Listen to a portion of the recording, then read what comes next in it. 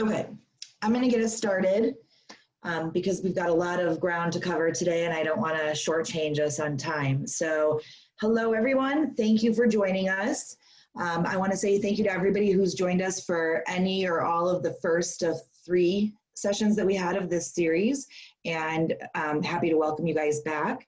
So our first presenter, who was Dawn, she's not able to be with us today because of a family emergency, but Stella is a colleague of hers, and she will be able to answer questions that you would normally be addressing to Dawn. So she'll be able to help us out with that.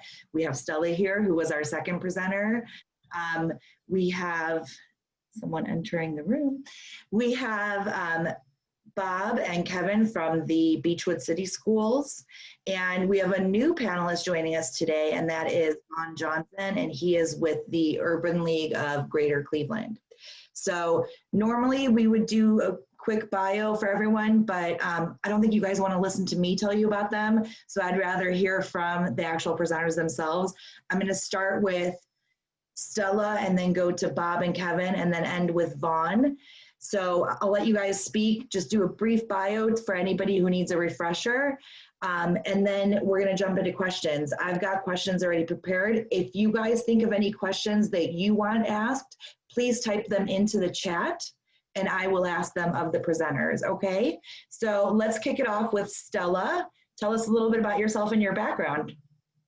Sure, thank you. And sorry about the technical difficulties with my computer. I'm actually on my phone. So luckily there's a backup here. But thanks everybody for joining. Really appreciate the opportunity. Had a very lovely time participating in this earlier. Got to listen to Bob and Kevin last week and it was extremely insightful. But my background, I'm an employment attorney and also an HR consultant. So kind of straddle both fields. I own my own business, Imagine HR, and I also work part-time as of counsel for a Cleveland-based law firm, Reminger. So I have the opportunity to still keep my foot in the door on litigation matters, but my love and passion has always been in the employment law arena and also with human resource consulting. So I spend a lot of my time on helping to develop process and procedures that make organizations effective, productive, positive, and of course, inclusive places to work. So this is an area that I've been spending quite a bit of time on, diversity and inclusion. I do a lot of management training, leadership training around these concepts. And so, yeah, I'm really excited to be here. I know my area was more focused on inclusive hiring practices. And if there's any questions on just generally how to cultivate a more inclusive environment, my colleague Dawn had talked about that or kicked off the series with a lot of great information on how to begin to start to build that type of workplace. I can certainly continue that dialogue as well. So thanks again for allowing me to be here today. Thank you, Stella. Want to move on to Bob? Sure. Hi, thanks for having me. Bob Hardis, Superintendent of Schools in Beechwood. This is my heading into my 6th year as superintendent and my 15th year in the district. I've been very fortunate there, served in a number of administrative roles. Prior to going to school administration, I was a public school teacher. And so it's been great to be in Beechwood, and I'm happy to be here with my colleague, Kevin Houchins. Thank you, Bob. Everyone, thank you so much for having us today. My name is Kevin Houchins. I'm the Director of Equity and Community Engagement for Beechwood Schools. I've been in Beechwood. This is going to be my 11th year in Beechwood Schools. 9 of those years, I had a very fun job. I was the Director of Bison TV and a technology teacher. And my classes, I taught TV and film. What an exciting way to go to work every day. So I got to play with all the expensive toys and host all these different people and meet all these wonderful people. We even hosted the Cleveland Orchestra as the opening of our auditorium a few years ago. So it was a very enriching experience. But dealing with all the different people and Bob having been my principal at one point, we connected. And when the opportunity came to move me into an administrative position, as Director of Equity and Community Engagement, Bob knew I was the right person for the job. And thus far, we've had a great deal of success in the 1 year I've been in that position. We had 6 teaching positions open this school year, and all 6 were filled by members of underrepresented groups. But most importantly, they were filled without sacrificing quality. The individuals that we hired, they were the top candidates across the board. Our adjustments that we made in terms of making sure that we remove bias from our questioning was the key to allowing that to take place. And so we're really pleased with the work we've done thus far. We got a ton of projects in the works, including right now, which I just finished one just before joining this phone call, which is stay interviews with members of our underrepresented groups, just to get a feel for their experiences and what we can do better to make them feel a part of our community. So thank you. We're going to touch on those stay interviews a little bit later during today's call, because I know we didn't get to that too much on the previous one. So we're going to talk about that. So Vaughn, if you want to go ahead and tell us a little bit about yourself and your background. You're still on mute. Hang on, you're still muted. There we go. Sorry about that. Good morning, everybody. Thanks for having me. I'm Vaughn Johnson. I am the director of the Minority Business Assistance Center at the Urban League of Greater Cleveland. And my background is in banking and economic development. I've had the pleasure and privilege to serve as Chief Executive Officer of 3 different banking institutions throughout the United States of America. And I've also worked with literally hundreds of small businesses and entrepreneurs throughout my career, bringing value in many different categories. And I wanted to share some of that information with you guys this morning. Thank you so much. Perfect. So thank you again to our presenters. I'm going to get started with some questions, but please, as the participants here, feel free to type questions into the chat and I will share those as well. So I want to start with, my first question is, when I was looking to market this series, I came across a little saying that I really liked, and I'm going to start with that. And it goes like this: diversity is being invited to the party. Inclusion is being a member of the party planning committee. How do we make the leap from diversity to inclusion? And that's for any of you that want to tackle that. I'll take a stab at that. And in my experience, the word that comes to mind is it takes awareness, but it also takes a level of courage. And in every facet of my career, someone had the courage to give Vaughn an opportunity to have a seat at the table. So I think it takes a tremendous amount of courage to do that, but it also takes conversations like the one we're having today, so that people know that those opportunities exist. So that would be my short answer on how you have an inclusive party, so that people getting a fair opportunity to have a seat at the table. And I'm just going to pipe in, and that was a great answer. I love the idea of courage. It is absolutely necessary when you're starting an initiative. I always think of inclusion as being sort of this, diverse steroids, if you will. I mean, I think it really takes it to a whole new level, a level of sense of belonging, where your whole organization is aligned around the principles. It's more than just metrics and quotas and optics. I think it really is a sense of togetherness that is, I'm in the space of HR audits, so I'm often called when an organization has either already been hit with a lawsuit or they're experiencing a pain point, some sort of morale issue or high turnover. And then when I get in and I start to see, I'm thinking about an organization I spent a little bit of time with just recently, where from an optics perspective, it was seemingly diverse.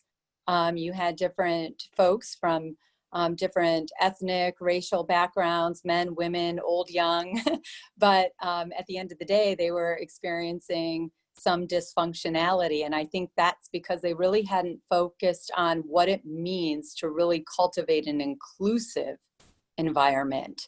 So it was diverse from the perspective of looking in on the group, but they were lacking with regards to how they were managing their meetings, what they were doing in terms of performance management, and getting everybody's voices heard. So I thought, so when I think about a diversity, it is important, but inclusiveness, I think, does take it to a whole new level of productivity and positivity within a workplace. I think that that's a good segue into having Kevin speak a little bit more about this stay interview, right? So I think, and I'm speaking for you, so you can certainly correct me if I'm wrong, but I think that, the first step, like you said, is hiring these individuals that are from the underserved populations, right?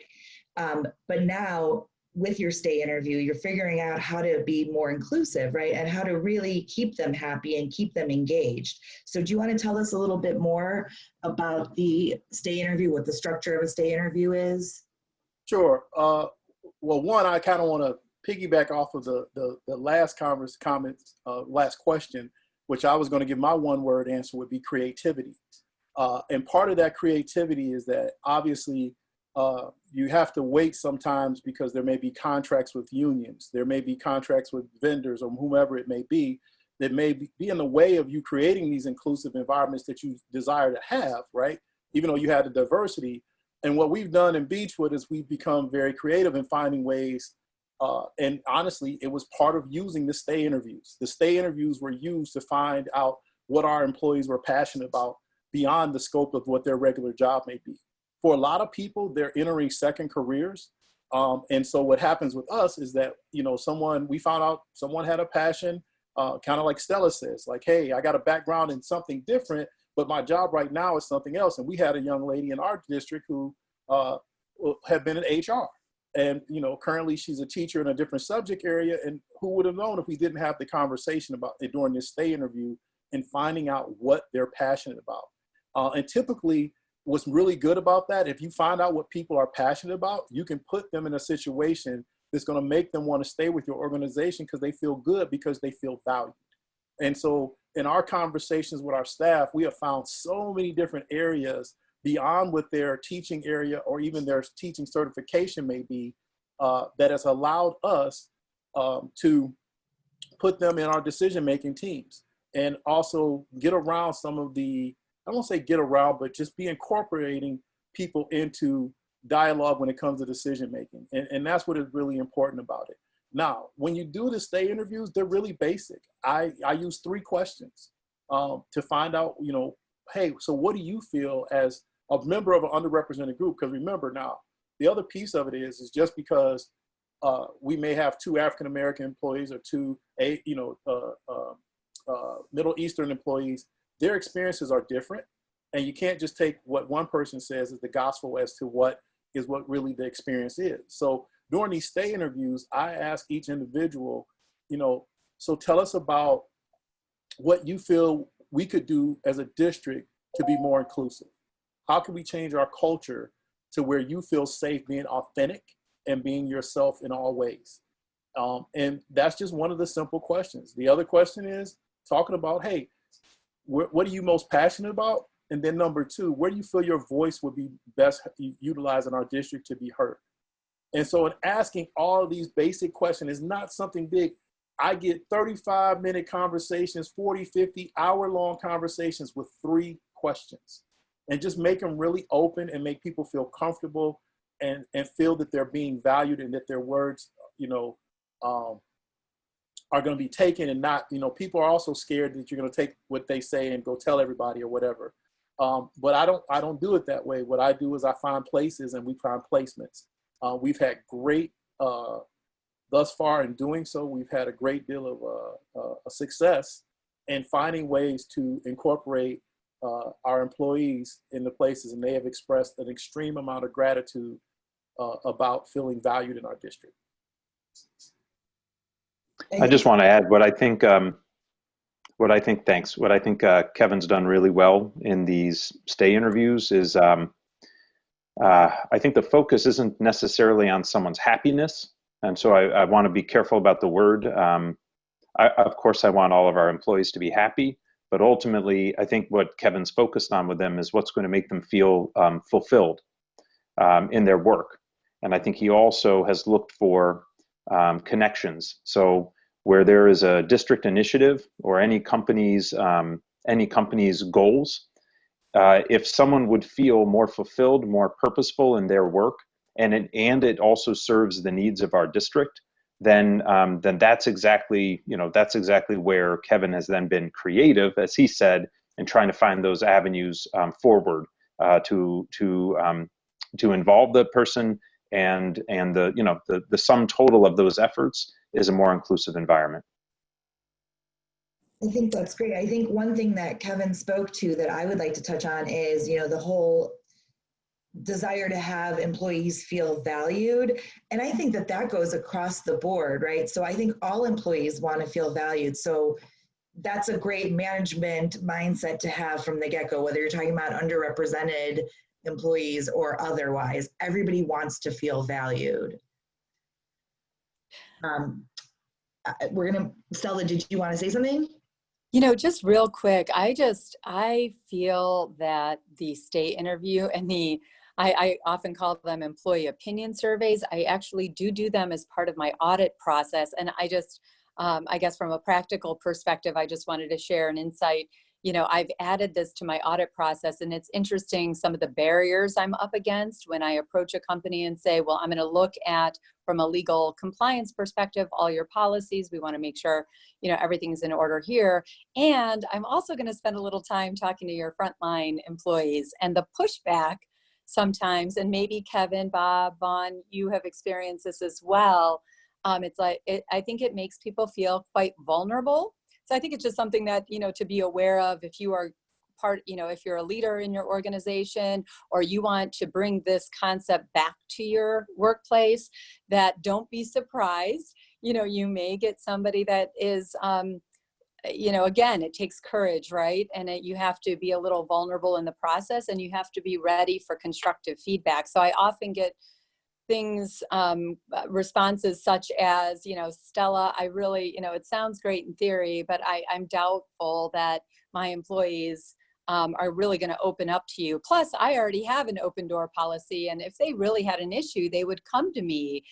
Or, we're going to open up a can of worms, and do we really want to do that? So again, I think it's a very delicate balance in terms of trying to say, yes, we are going to open up a bit of a can of worms, and yes, you are going to feel a little vulnerable in this process. However, it is the right thing to do, and it's amazing to me how thoughtful and how intelligent and the responses are, given the opportunity for someone to open up and to be proactive in that process, and don't wait until an employee has an issue, a complaint to report to management. Be proactive, make it part of your culture, whether it's a quarterly, mid-year, yearly, whatever it is. Open up that dialogue. I think it's something we sometimes take for granted. It's, we think, well, if, certainly they're going to come to us and share information. But I love, Kevin, the idea of keeping it simple. It doesn't have to be anything robust. Years ago, maybe it was the lawyer in me, I felt that I had to be extremely detailed and comprehensive. And now I'm really trying to take a more thoughtful, simplified approach, because I think you're just going to get better answers.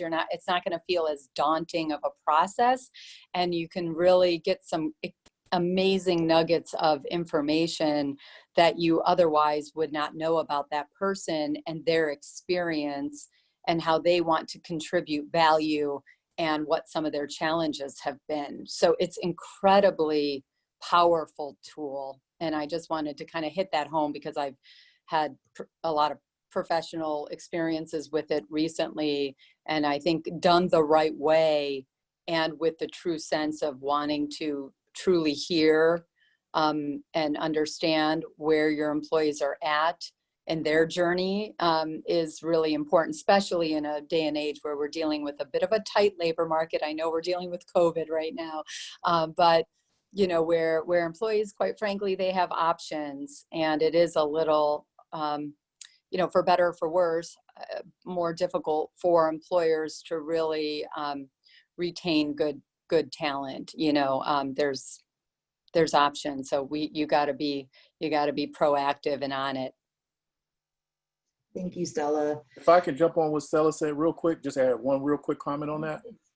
Stella, one of the things that is also very important is that you celebrate when you do place someone in one of these opportunities of decision making. So you got to make it public to the community, to your stakeholders.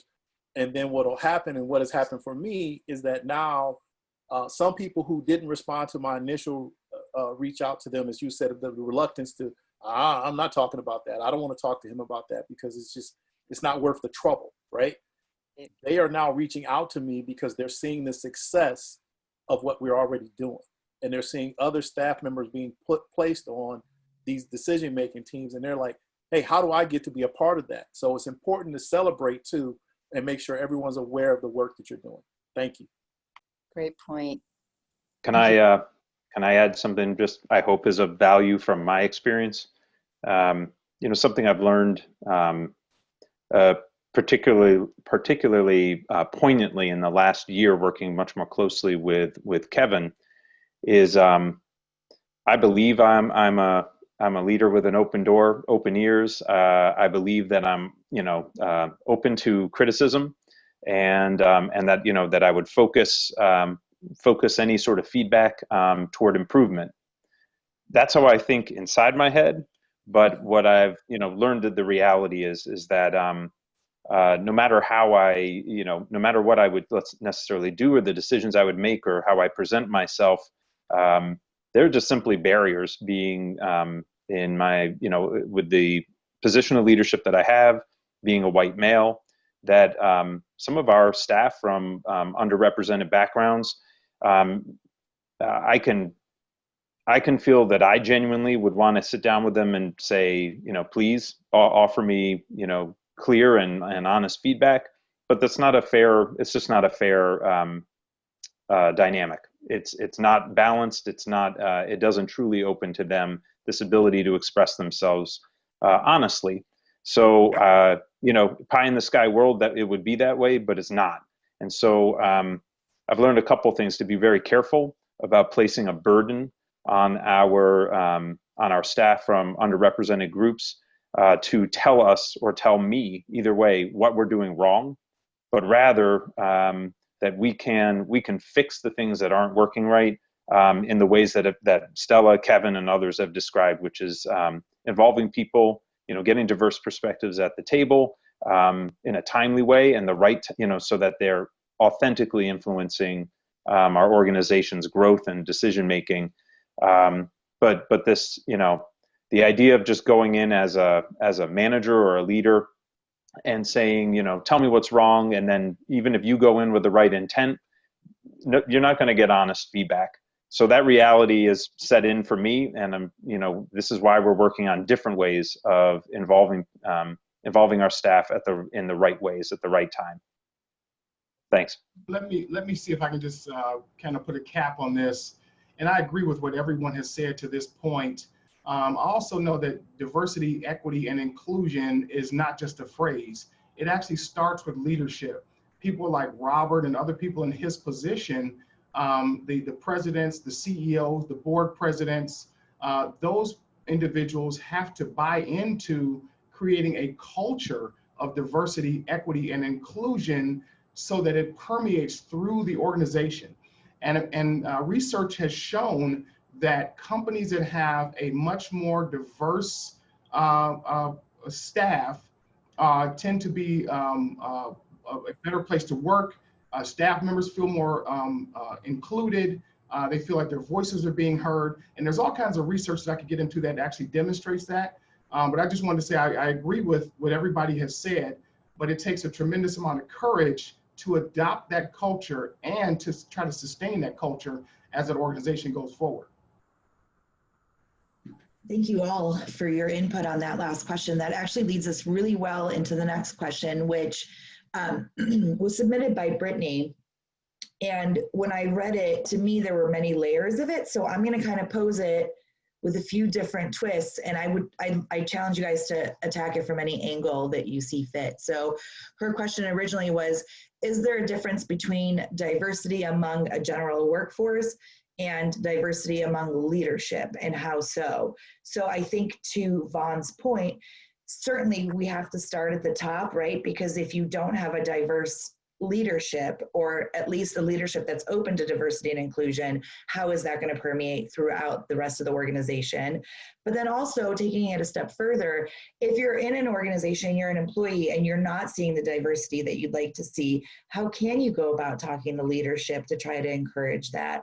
Or conversely, if you're a diverse leader in an organization, how do you bring about that change to the organization and make the rest of the employees see the importance of that? So I know that was a lot. Go.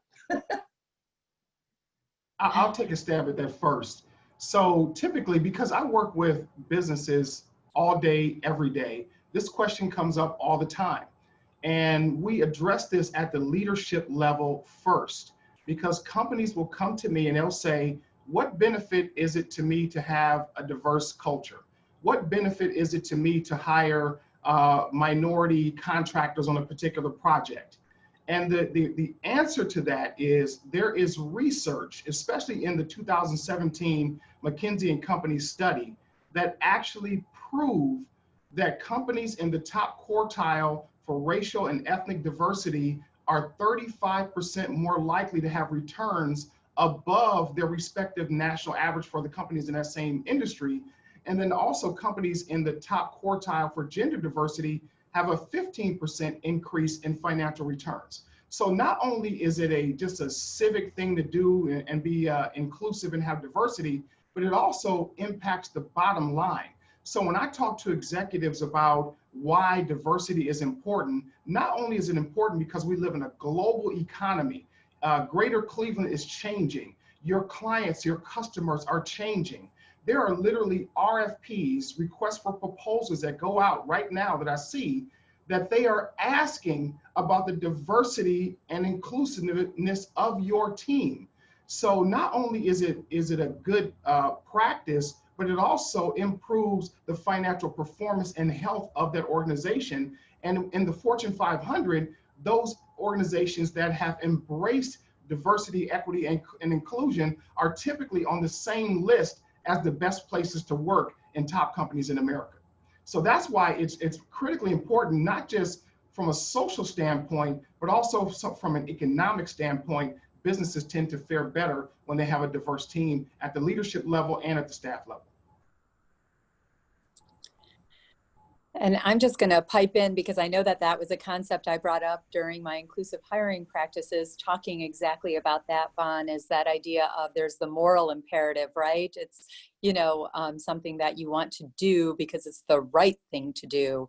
But in addition to that, you have the business case. And I know Dawn went into some extensive statistics as well. So I think that is extremely powerful to show that the return on this from a bottom line profitability perspective is there. So I think the combination of both, being in law for 20 years, I've seen an evolution as well. A lot of my training was around checking that legal box, going into an organization and talking about what management needed to do. You need to take prompt remedial action under Title VII of the Civil Rights Act.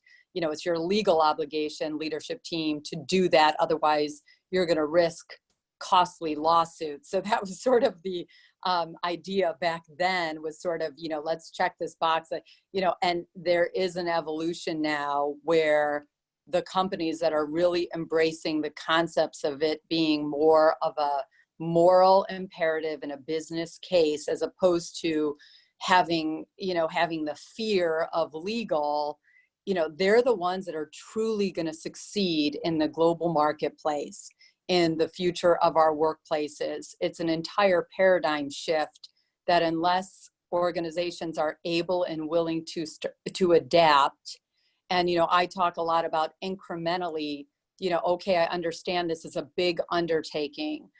We have to talk about casting a wider net, about doing training on unconscious bias. There's a lot of pieces, parts, and action steps that we're going to have to do along the way. But first and foremost, developing that leadership mindset around it, I think, is going to be critical. And then the whole walking the talk, that's where I see a lot of these efforts quickly derail.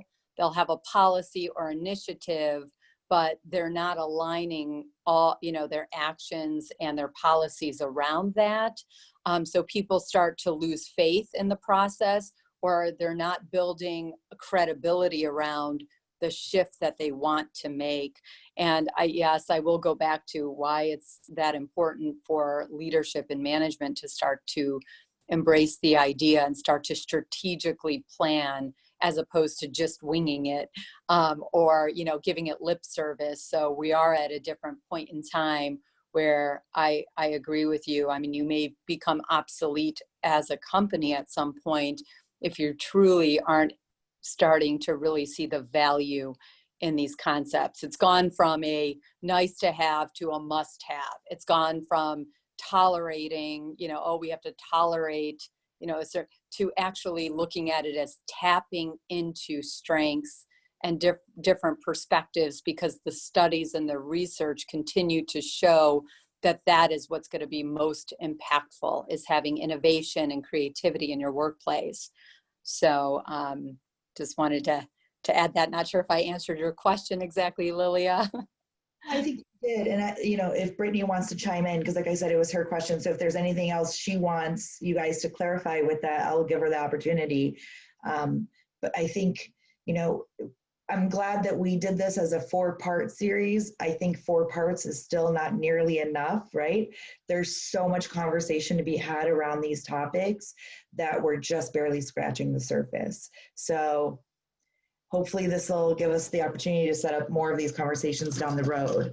I do want to ask, we've spent the first 3 parts of our series talking about creating diversity and inclusion in your workplace, and it's all been focused internally, right? So what we wanted to talk about today a little bit was, how do we then take that and face it outwards, as far as the vendors that you do business with, the clients that you serve. There's a big movement for, hashtag shop local. And then with events over the past few months, there was the whole movement to shop Black owned businesses, right?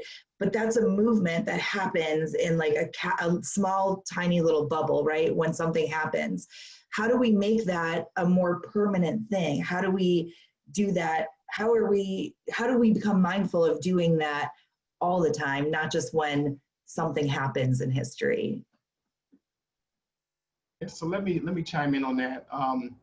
So when you start talking about what I like to call a supply chain, or when majority companies want to reach out to small businesses or minority-owned companies, again, not just because of the feel-good aspect of it, but again, there's research that actually supports this information. When you start talking about healthy neighborhoods, when you start talking about inclusion, minority businesses, there was a study done in 2014 by the National Minority Supplier Development Council. And it said that the #1 employer for African Americans in this country is the federal government. The #2 employer is African American businesses. In 2014, African American businesses accounted for $1 billion a day in financial output, 2.2 million jobs, and almost $50 billion in local, state, and federal taxes. So what happens is that African American and minority-owned businesses, and when I say minority, I don't mean just race, I'm talking about gender, veteran, disabled, small business, that entire scope. They create jobs, which is the economic engine for this entire country. So when you look at the domino effect of why should a company want to reach out to a minority or small business, is because they are creating jobs.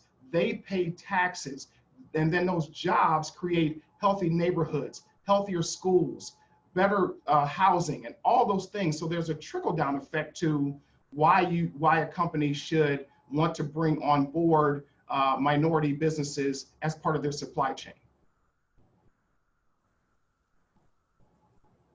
Anybody else chiming in? I appreciate No. Thanks. I see the question from Elise, and I just want to offer an education, public education spin on that. You want to read the question out so everyone else knows what the question is in case they didn't read it? I'm happy to. I often see companies who say they embrace D&I via their community outreach and volunteering, but they don't acknowledge the need for D&I within their own organizations. How would you approach that conversation? So this resonates with me. I think it's really, I often find conversations about, say, D&I or specifically about efforts in hiring to go down this path. And the way it takes shape for us, it could be that so in Beechwood, I won't speak for public education more generally, that's dangerous. So within Beechwood, I have heard that conversation frequently narrow into this idea that just using African Americans as an example, that we need African American teachers for our African American students. And while there's nothing I disagree with about that, for me, and this becomes very personal. I have 2 kids in the Beechwood schools. They need role models who don't look like them. They need leaders. They need teachers in order for them to learn. In order for them to grow up to be, fully developed, thoughtful, creative, aware people. So to me, this is critical to their education. It's not just a nice to have. I think it's a necessary to have for my kids and thus for all of our students. So I guess I see this often, and I just imagine it's really toxic for and Kevin might be able to speak to this. It's really toxic when the lens is always a deficit lens. Kevin, it's sad that Kevin has to take pains to point out that our amazing, success this year in hiring a number of teachers from underrepresented groups, that he has to say they happen to also be the most qualified out of our pool of candidates. They rose to the top in a very competitive field. That's that deficit lens is really damaging, and I see it coming out in your question as well. That D&I efforts are about essentially charity and about volunteering, and I find that real stifling. So I appreciate that you asked the question and be interested in hearing what other people say about that dynamic.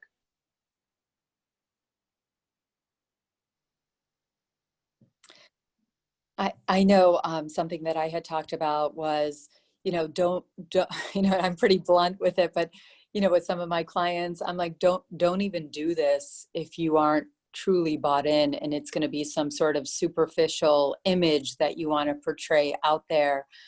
I think, really understanding, such as what Bob said, the reason why, there's so much, there's just such a deeper understanding of all these concepts, as opposed to, oh, let's just look like we have a diverse group, or let's, really diving deep and understanding the reasons why and the complexity of why we want to bring people into the organization of diverse perspectives, backgrounds, ethnicities, and what value that's going to bring. That takes a lot of education and quite, training the workforce and helping them shift their mindset around it. We are really embedded in assumptions and stereotyping. I've evolved my practice from mainly law to really trying to, to try to educate myself on implicit bias and what happens in the interview process. I see it, like you said, these assumptions that are continually,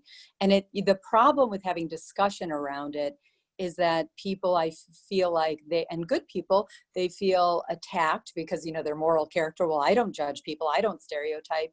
And, going back to them and saying, yes, we all do. And it's, the problem becomes when we act on those stereotypes, but there's got to be a sense of awareness around that, those deeply held assumptions and beliefs, and then overcoming it. And oftentimes now I've come up with ways to ask questions, and then, not that I'm, calling them out on things, but in a gentle, tactful way, I'll say things like, talk about your ideal candidate profile.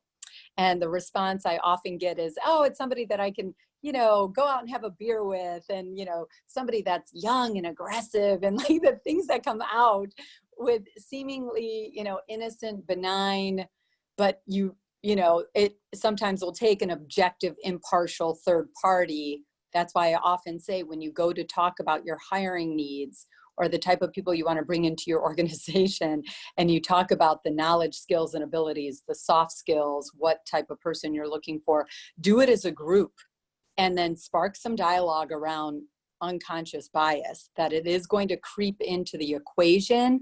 And if we're not calling each other out on it in a tactful, respectful manner, you know, we're not going to get past a lot of the things we need to get past in order to make it a very real initiative, as opposed to something that's more superficial. So that's where you have committees, and you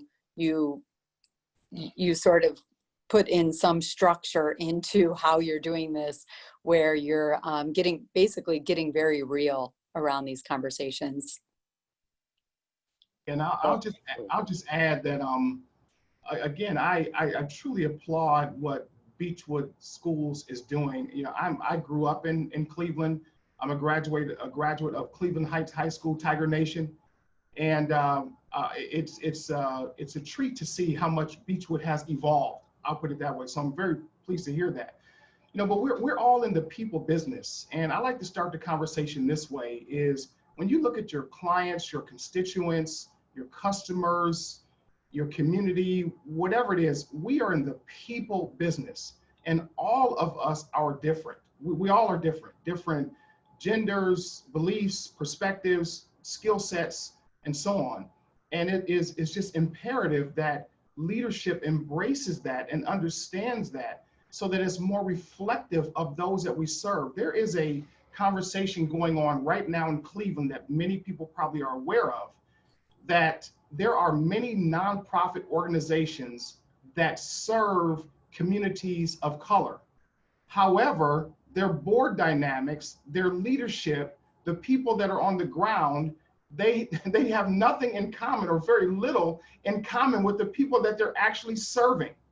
So there has to be an understanding of that at the top. And that's why Robert, I cannot applaud you enough for taking the stance that you have, and other people in leadership positions like that. And that's what I alluded to earlier, that it takes a little bit of courage, because those conversations are uncomfortable. And in my background in banking, having had the privilege of serving as a chief executive 3 different times, I can tell you that as typically the only African American in leadership, and many times in the entire organization, those conversations were uncomfortable for me to have. But I had to have them in order for things to change. And now those organizations have evolved and changed, and they're growing and they're thriving even better than they were since I left. So that it created a culture that was sustainable. So you have to be comfortable with being uncomfortable. You have to take a chance. You have to have some courage. And to Kevin's point, there has to be some creativity in how that is rolled out and introduced, because people like to hire people that they know. They feel comfortable with people that are like them. They want to continue to do. This is the number one thing I would hear in any CEO role I had is, well, this is the way we've always done it. These are the pool of people we've always pulled from. This is what the job description always looked like. So Vaughn was the disruptor that came in and changed the job description, changed the lending policies, changed the hiring policies, brought in people of different backgrounds to bring in other perspectives. And again, that takes a lot of work. It also takes a lot, I believe, of courage and bravery. And it also makes people feel uncomfortable. But if your business or your organization wants to thrive going forward, the global situation is not going to change. It's only going to become more diverse. So you can either do something about it now, or 10 years from now, you'll be left out. Mm-hmm. Well, I'm sorry. No, you speak, Kevin. You're here. So I want to jump in on this. It's interesting, as I've been listening to everyone kind of talk about it. in particular, this question about, oh, well, everybody wants to check the box off like, yes, we believe in diversity, equity, and inclusion. This is what we believe in. But for me, I say new knowledge demands new action and a change of behavior. And I think that's what, as you ask the question, how do I approach that conversation? That's how you approach it. Is that, okay, so you say that you have this new awareness and that this company is committed to it, then okay, now what? So now where are you going with this new knowledge? Are you going to, like as just was Vaughn just said about, are you going to keep doing business the way we've been doing business? I think when a company makes that statement, you should hold them to the standard of, okay, so show me what has changed, or show me what is changing. And they should be able to point it out to you. I think the other piece of it is it kind of points to, and I kind of going back to the last question in terms of with leadership, in that the one thing that we approach is ultimately who's making the changes in the policies and the practices anyway. It's the leadership. So you got to address them anyway. And what's addressed is, for me, is that it's not enough that I give them the knowledge. What I have to address is doing what is right. And that comes from your heart. And so for me, that's one of the issues and the areas that I really try to dig at is I give very authentic examples of things that are happening to me. In all honesty, I think what changed a lot of our staff's heart is that as we had these conversations in our leadership and they got this new knowledge, they were able to now identify when they saw things happening to me. And they would say, I can't believe that. I can't believe that just happened to you. It was just like the conversation we had about whether it being white fragility or whatever it was, whatever book discussion or whatever trainings we come from. This is how I know now that my staff is moving in the direction that I want them to move into, is that they're identifying it on their own. And then the big one is they're taking action. And that's what the whole point of it is that new knowledge demands new actions. Mm-hmm. So I'm going to jump in real quick. Vaughn said something that makes me absolutely cringe. And I don't know if you guys saw, but I'm a little bit famous. I was in the most recent issue of Beechwood Buzz magazine. And one of my quotes in there is, when people say, but this is how we've always done things, a little piece of me dies inside, right? Because that's like the death of progress, that phrase. And so what if you have this great diverse leadership? You've got someone like Robert or Bob, I don't know why I just called you Robert. You've got someone like Bob at the helm. He believes in diversity, he believes in inclusion, but you've got pushback from employees that have been with you a long time.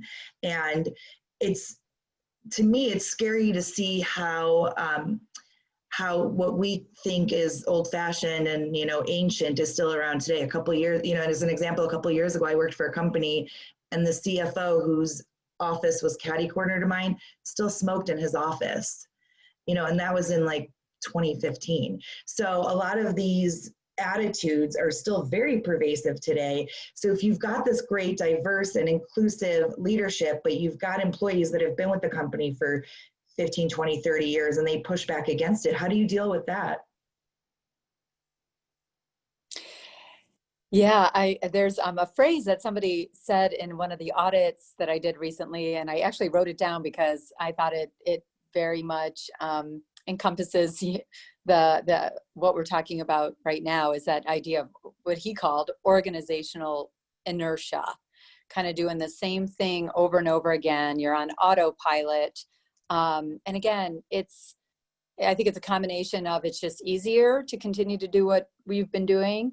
But like Vaughn said, I mean, taking that job description and ripping it up. I mean, I've literally done that in front of somebody. I'm like, this makes no sense, and it totally is eliminating, a broader spectrum of candidates that we could potentially be bringing into the mix. So and it's easier for me as a consultant to come in and maybe do these kind of bold and brash things and really disrupt and change things because, what's the worst thing going to happen? They're going to fire me. So, I mean, again, I probably have a little bit more luxury to be a little bit more bold. and to sort of challenge people on that idea of organizational inertia. I understand you've been doing it for this long, but is it still working? And what are the challenges?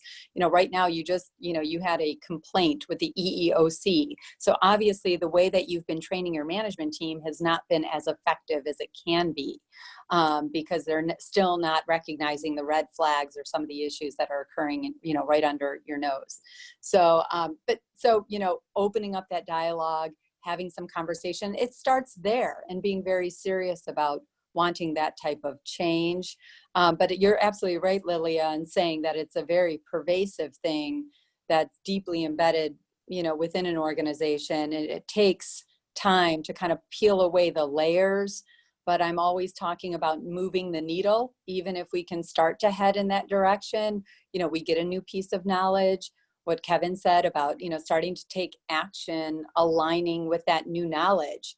If you, whether you're at a mid-level management position or senior leader, or even, a frontline employee, I do encourage everybody to start to take steps in that direction. I often get pushback from, supervisors or employees that say, well, what if I do this, Stella, but nobody else follows suit? And, my answer to that is, so what?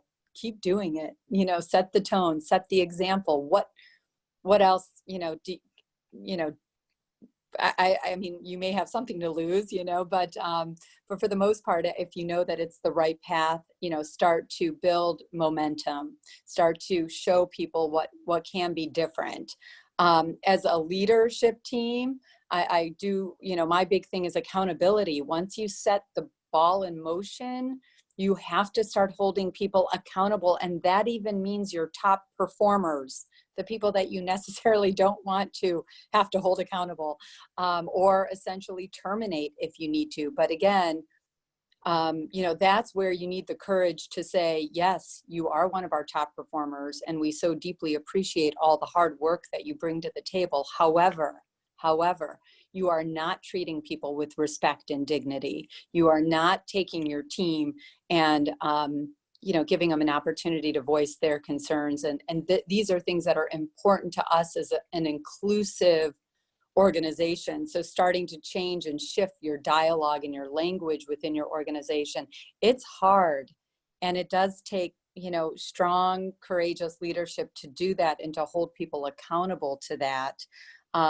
It's not an easy thing to work through, but I often say when I start the process, I say you may have natural attrition. You may have people that have been set in their ways and doing it, a certain way for so long, they're just going to throw their hands up and say, I'm done here. I am not on board with this change. And that's something also you have to accept as an organization, which is easier for me coming in as a consultant to say, well, good riddance to that person, who's not, seeing eye to eye with this fantastic initiative that we're starting. And I mean, I'm really not that harsh, but at the same time, I get it. You have somebody that's been there for 20, 30 years, and you want to respect the fact that they've been loyal and there's continuity that they've brought to the table. However, if they're not willing at some point to make these important changes that need to be made to, to continue to propel your organization into the future and to thrive, that's, it's hard. It's hard and challenging, that's for sure.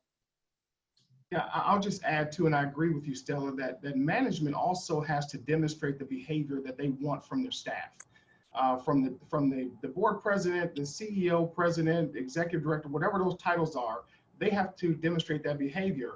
And many of the top companies that do really well in this area, they also put metrics around that so it can be measurable, that they can actually go back every quarter, every biannual, every year and say, where are we with this? Where are we with that? What's going on with our supply chain? Did we meet the goal of 25% or 30% minority participation, whatever? So it has to be things that are part of the culture where management is demonstrating it, but it also has to be measurable. And then I like your comment about attrition, Stella, because many times when a culture changes, people that no longer feel that they fit that culture, they will just jettison themselves. and go somewhere else where they feel like they fit in. So a lot of times you don't have to do a mass exodus and say, and if you don't behave this way, this is what's going to happen to you. As the culture starts to evolve, those folks that do not want to buy into that or don't support it or don't believe it, they will simply resign by their own accord and try to find a culture that they do fit into. So we're reaching the end of our hour, and unlike most Zooms, for me, this hour has kind of flown by and I'm sad to see it come to an end. I don't think that this is the end of our conversation around these topics. And since I manage most of the programming for the Chamber, I'm going to go ahead and go out on a limb and say it's not the end. We will be doing more of this. I want to thank everyone so much for taking your time to be here to have this conversation with us. I want to thank our panelists for contributing more of your time. And real quick, just as a wrap up, we have our Chamber luncheon today at noon. If you haven't registered yet and want to, please head over to beechwood.org and you can see registration right on the front page of our website. Also, I will be sending our traditional follow-up email after this with contact information for everyone who was registered, as well as links to a survey. Please, please, please take the survey. It helps us tailor these events to what you guys really want to see. And lastly, we're going to be having a new website soon, before the end of the year. One of the things that you will see on the new website is an ability to sign up for a speaking opportunity, but don't wait until that launches. If you're here and you want to continue this conversation and you have something more to add, shoot me an email and we'll figure it out and we'll plan an event around it. So with that, my email address is chamber@beechwood.org. Thank you guys so much and enjoy the rest of your day. Thank you, everybody. Thank you. Thank you all. Thank you. Thank you, everybody. Bye.